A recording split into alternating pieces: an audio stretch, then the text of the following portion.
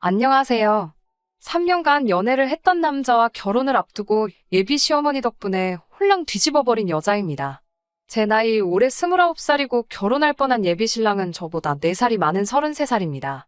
연애를 워낙에 길게 하기도 했고, 예비 신랑이나 저나 결혼 정년기나 마찬가지였고, 예비 시부모님들은 오히려 예비 신랑이 저를 만나느라 혼기를 다 놓치고 있다고 생각을 하셨다니, 저도 예비 신랑의 적당한 프로포즈에 응하고 결혼 준비를 시작하고 있었습니다.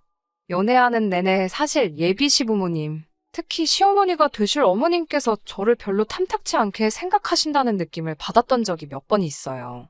왜냐하면 연애 중에 한 번도 서로의 부모님께 보여준 적이 없었거든요.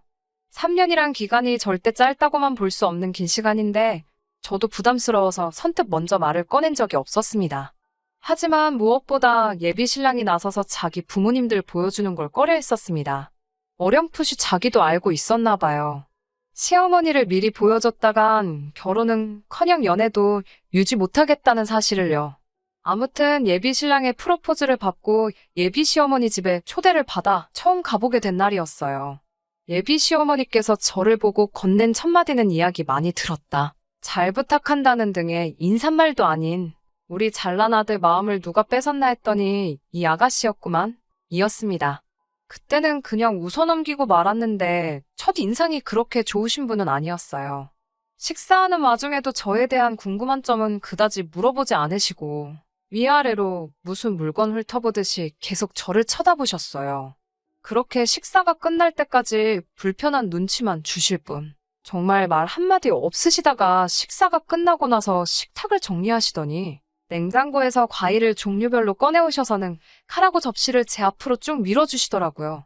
저는 뭔가 하고 멀뚱히 쳐다보고 있었는데 예비 시어머니께서 저한테 뭘 구경만 하고 가만히 앉아있냐고 하시더군요. 과일 깎는 걸 한번 봐야겠다고 하시며 어디 한번 깎아보라고 하시더라고요. 저도 깎으라고 무조건 과일 깎는 그런 사람도 아니었고 사실 이런 것들은 이미 먼저 시집간 친구들에게서 들은 이야기도 있고 해서 암만 시어머니 되실 분이 시킨다고 원하는 대로 할 생각도 없었어요. 단지 설마 했지만 제 시어머니 되실 분이 저한테 이런 걸 시키실 거란 생각을 하지 못했죠. 어머님께 어머님, 저는 과일을 껍질째 먹어요.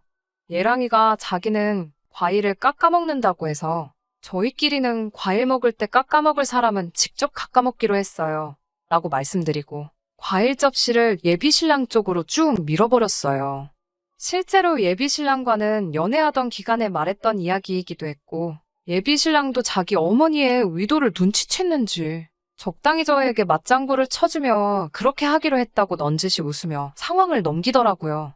예비 시어머니께서는 그 길로 예비 신랑 앞으로 넘어간 과일 접시를 다시 뺏어오시더니 인상을 잔뜩 찌푸리시고는 아무 말도 없이 과일을 손수 깎아주시더라고요.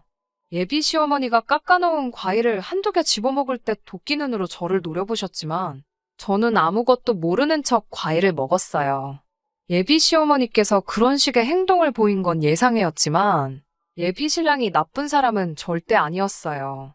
좋은 사람이었기 때문에 프로포즈에 승낙을 한 것이고 연애도 길게 유지할 수 있었지요. 예비 신랑이 우리 집에 처음 인사드리러 온 날 정말 저희 부모님께도 싹싹하게 잘했어요. 제 여동생한테도 정말 넉살맞게 잘했고 집에 갈 때쯤이 되니까 제 동생은 이미 예비 신랑을 형부라고 부르면서 잘 따르더라고요.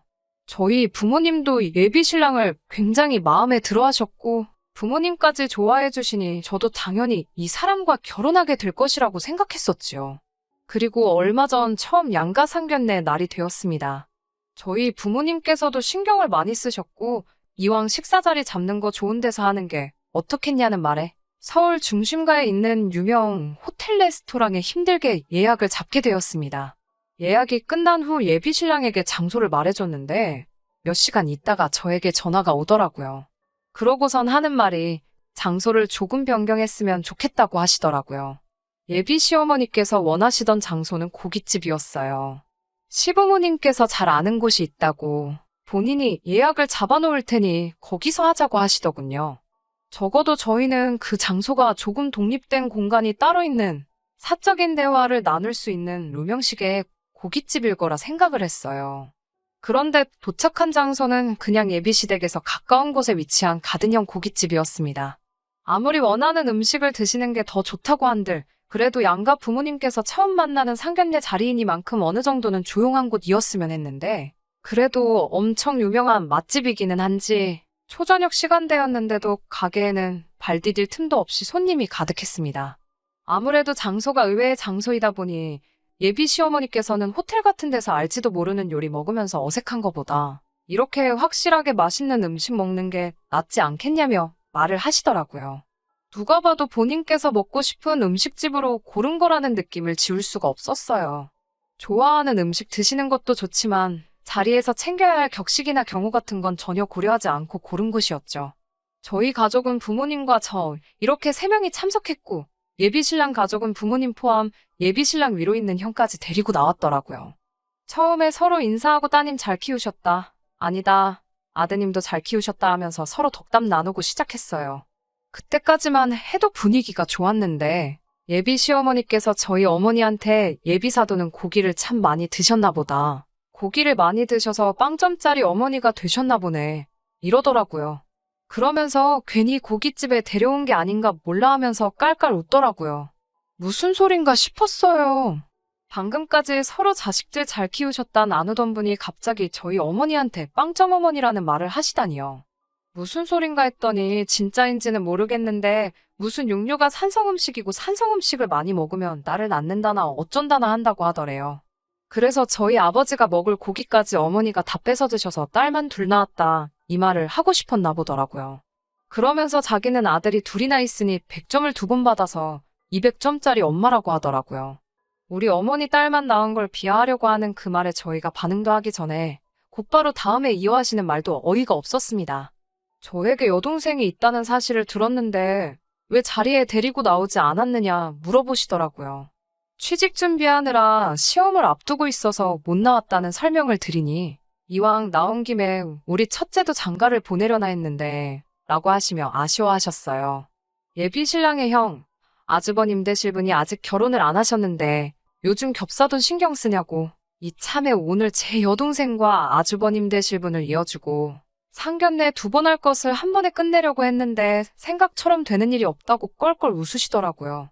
그 말에 저는 물론 저희 부모님도 표정이 몹시 안 좋아지셨는데 그걸 눈치채셨는지 농담 삼아 한 말인데 왜 그렇게 심각하게 받아들이시냐고 너스레를 떨며 어물쩍 넘기려고 했어요. 그래도 최소한의 눈치는 있는 것 같더라고요.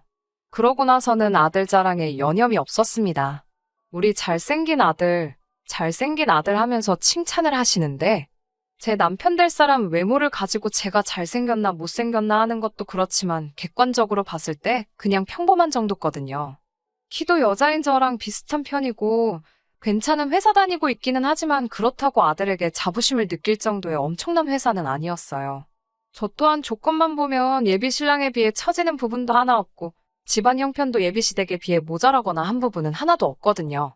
그런데도 멈추지 않고 저보고 시집 잘 오는 거라는 식으로 말하는 모습에 뭐 저렇게 호들갑이신가 하는 생각이 들었습니다. 그러고 있다가 얼마 안 있어서 주문한 고기가 나오기 시작했습니다. 정말 웅성거리는 소리도 소리지만 쉴 틈 없이 쏟아내시는 예비 신랑 자랑 때문에 무슨 대화가 오갔는지 잘 기억이 안 날 정도로 정신이 없었어요. 양가 어른들이 첫 만나는 자리에 중요한 이야기 오고 가기에는 어울리는 장소는 아니었지만 웅성거리는 실내와 손님 수가 이해가 될 정도로 지역에서 유명한 맛집인 사실은 분명했어요. 제 입맛에 맞는지 엄청 맛있더라고요. 뭐 이야기할 분위기도 아니고 이왕 이렇게 된 거 밥이나 맛있게 먹자는 생각으로 고기를 추가로 더 시켰어요. 추가된 고기가 나오고 직원분이 고기를 맛깔나게 다 구워주셨습니다. 다 익어서 먹어도 된다고 하는 말에 팔을 뻗어 고기 쪽으로 향하니 시어머니 되실 분이 자기 젓가락으로 제 젓가락을 탁 쳐내더라고요. 먹으려던 걸 제지당한 것보다도 아무리 시어머니 되실 분이라고 해도 본인이 밥 먹던 젓가락으로 제 젓가락을 쳐내는 건 조금 경우가 아닌 행동이잖아요. 그래서 뭐 하시는 거지? 하는 표정으로 예비 시어머니를 쳐다봤습니다. 그러더니 하시는 말이 너도 너희 어머니같이 빵점짜리 엄마가 되고 싶은 거냐고 고기 좀 그만 먹으라고 하더라고요. 산성음식인 고기는 남자인 우리 아들이 많이 먹어야 하고 여자가 앞으로 아들 낳으려면 알칼리성 음식 위주로 먹어야 한다고 말하며 너는 나 같은 1등 며느리 되고 싶으면 이런 거나 열심히 먹으라고 쌈채소가 들어있는 바구니를 제 앞에다가 툭 던져주더라고요. 너희 엄마 같은 빵점짜리 엄마가 아니라 나 같은 200점짜리 엄마가 되고 싶으면 지금부터 미리미리 준비를 해야 아들을 낳지 않겠냐고 으스대면서요. 그 말이 끝나기가 무섭게 제 앞에 놓여진 쌈채소들이 하늘을 날고 있었어요. 예비 시어머니 말을 듣고만 계시던 저희 아버지께서 참다가 결국은 폭발해 버리신 거예요. 아버지는 예비 시어머니가 제 앞으로 던져준 쌈채소 바구니를 낚아채 그대로 던져버리신 거죠. 순식간에 상추 세례를 받아버린 예비 신랑의 부모님들은 갑작스런 상황에 화도 내지 못하고 상황 파악도 안 되는지 어안이 벙벙해 있더라고요. 아들 둘 낳은 게 두 분한테는 얼마나 큰 자랑인지는 모르겠지만 대놓고 내 와이프한테 점수 매기며 여태까지의 우리 결혼 생활을 부정하는 사람들에게 저를 시집 보낼 생각이 없으시다고요.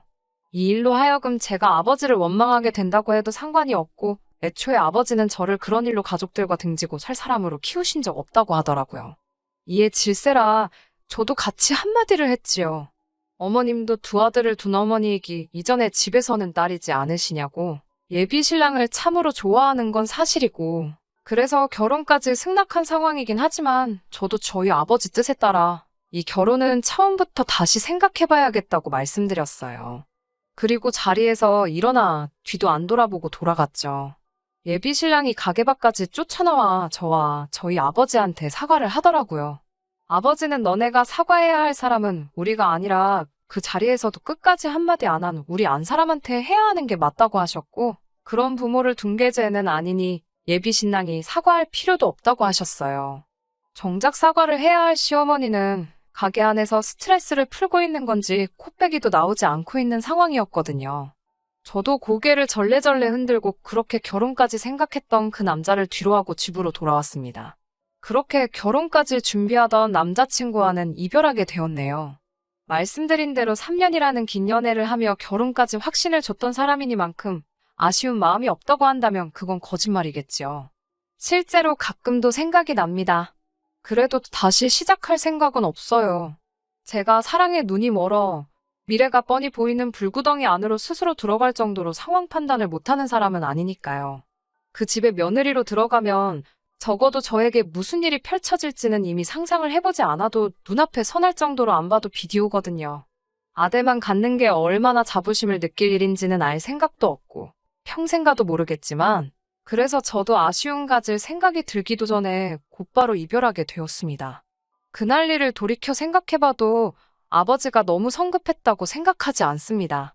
자식이기는 부모 없다고 그 와중에 제 생각한다고 아무 말도 못하셨다면 오히려 그 상황이 더 실망스러웠을 것 같아요. 어김없이 저의 기대를 저버리지 않고 엄마 편을 들어준 아버지가 오히려 더 멋지게 느껴집니다. 저도 이제 다시 새로운 사람을 만난다면 그 어떤 상황에서도 배우자의 곁을 든든히 지켜주는 아버지 같은 사람하고 만나고 싶네요. 그러면 앞으로 제 앞에 나타날 사람을 기대하며 오늘 사연은 여기서 이만 줄이도록 하겠습니다. 끝까지 들어주셔서 감사합니다. 오늘의 사연은 여기까지입니다. 구독과 좋아요, 알람 설정 부탁드리고 더 좋은 사연으로 다시 찾아뵙겠습니다. 감사합니다.